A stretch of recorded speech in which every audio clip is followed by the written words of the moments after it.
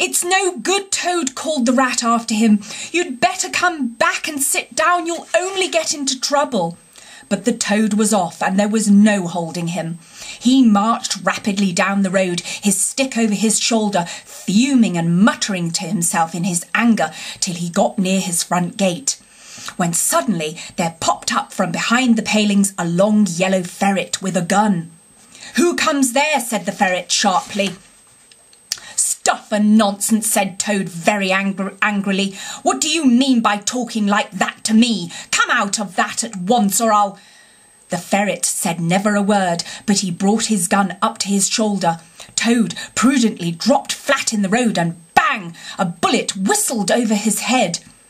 The startled Toad scrambled to his feet and scampered off down the road as hard as he could, and as he ran he heard the ferret laughing and other horrid thin little laughs taking it up and carrying on the sound. He went back very crestfallen and told the Water Rat. "What did I tell you?" said the Rat. "It's no good. They've got sentries posted and they are all armed. You must just wait."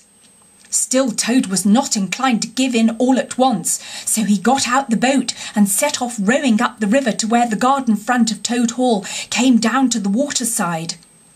Arriving within sight of his old home, he rested on his oars and surveyed the land cautiously. All seemed very peaceful and deserted and quiet.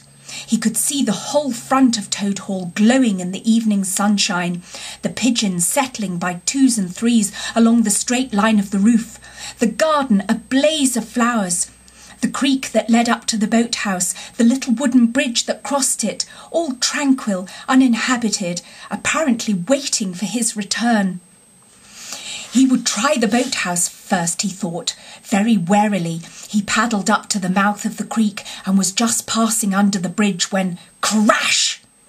A great stone dropped from above, smashed through the bottom of the boat. It filled and sank, and Toad found himself struggling in deep water.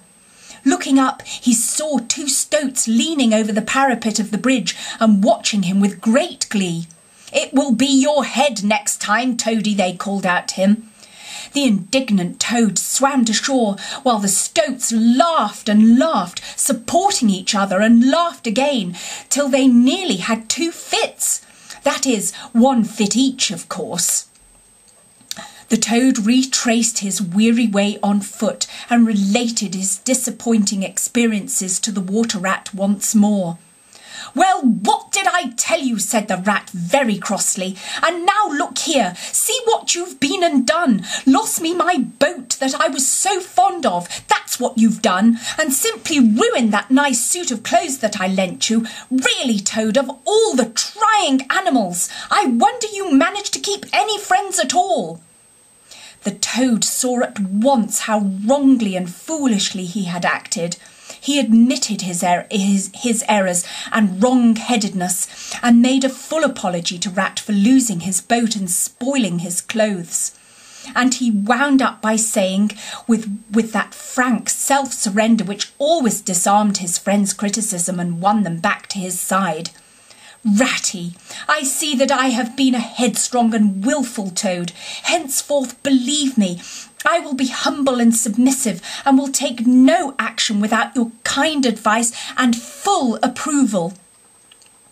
"If that is really so," said the good-natured Rat, already appeased, "then my advice to you is, considering the lateness of the hour, to sit down and have your supper, which will be on the table in a minute, and be very patient. For I am convinced that we can do nothing until we have seen the Mole and the Badger and heard their latest news and held conference and taken their advice in this difficult matter." Yes, of course, the Mole and the Badger," said Toad lightly. "What's become of them, the dear fellows? I had forgotten all about them." "Well, you may ask," said the Rat reproachfully. While you were riding about the country in expensive motor cars and galloping proudly on blood horses and breakfasting on the fat of the land, those two poor devoted animals have been camping out in the open in every sort of weather, living very rough by day and lying very hard by night, watching over your house, patrolling your boundaries, keeping a constant eye on the stoats and the weasels, scheming and planning and contriving how to get your property back for you. You don't deserve to have such true and loyal friends, Toad. You don't really. Some day when it's too late, you'll be sorry you didn't value them more while you had them. I am an ungrateful beast, I know, sobbed Toad, shedding bitter tears.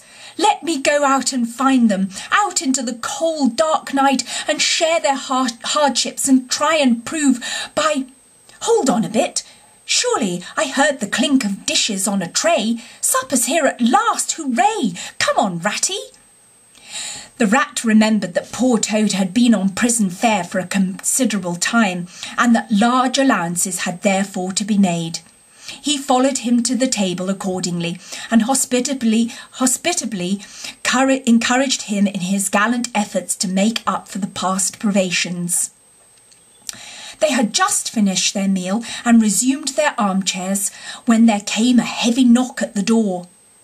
Toad was nervous, but the rat, nodding mysteriously at him, went straight up to the door and opened it, and in walked Mr. Badger. He had all the appearance of one who for some nights had been kept away from home and all its little comforts and conveniences. His shoes were covered with mud, and he was looking very rough and tousled. But then he had never been a very smart man, the Badger at the best of times. He came solemnly up to Toad, shook him by the paw and said, "Welcome home, Toad. Alas, what am I saying? Home indeed. This is a poor homecoming. Unhappy Toad." Then he turned his back on him, sat down to the table, drew his chair up and helped himself to a large slice of cold pie.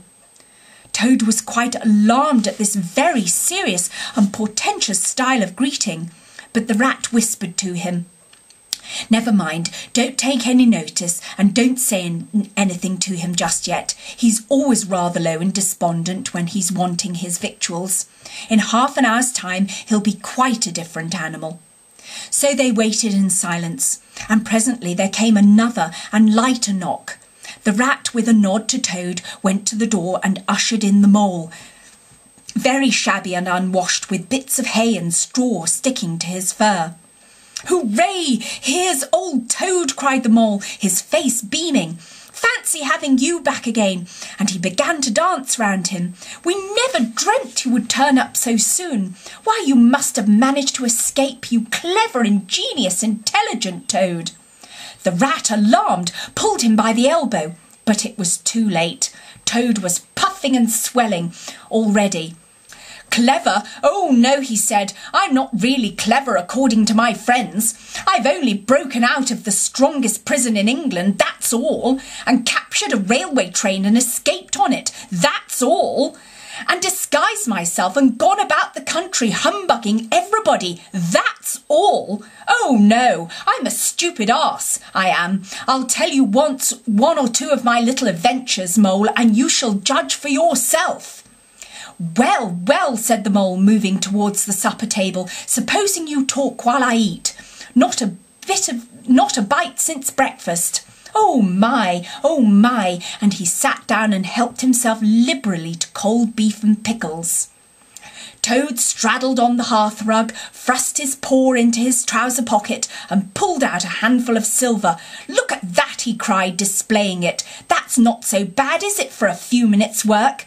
And how do you think I'd done it, Mole? Horse stealing, that's how I'd done it." "Go on, Toad," said the mole, immensely interested. "Toad, do be quiet, please," said the rat, "and don't you egg him on, Mole, when you know what he is. But please tell us as soon as possible what the position is and what's the best to be done, now that Toad is back at last." "The position's about "The position's about as bad as it can be," replied the mole grumpily. "And as for what's to be done, why, blessed if I know. The badger and I have been round and round the place by night and by day. Always the same thing. Sentries posted everywhere, guns poked out at us, stones thrown at us, always an animal on the lookout. And when they see us, my, how they do laugh. That's what annoys me the most." "It's a very difficult situation," said the rat, reflecting deeply, "but I think I see now, in the depths of my mind, what Toad really ought to do. I will tell you, he ought to—" "No, he oughtn't," shouted the mole with his mouth full. "Nothing of the sort. You don't understand what he ought to do is. He ought to—" "Well, I shan't do it anyway," cried Toad, getting excited. "I'm not going to be ordered about by you fellows. It's my house we're talking about, and I know exactly what to do, and I'll tell you, I'm going to—" By this time they were all three talking at once at the top of their voices, and the noise was simply deafening, when a thin, dry voice made itself heard, saying, "Be quiet at once, all of you!" And instantly everyone was silent.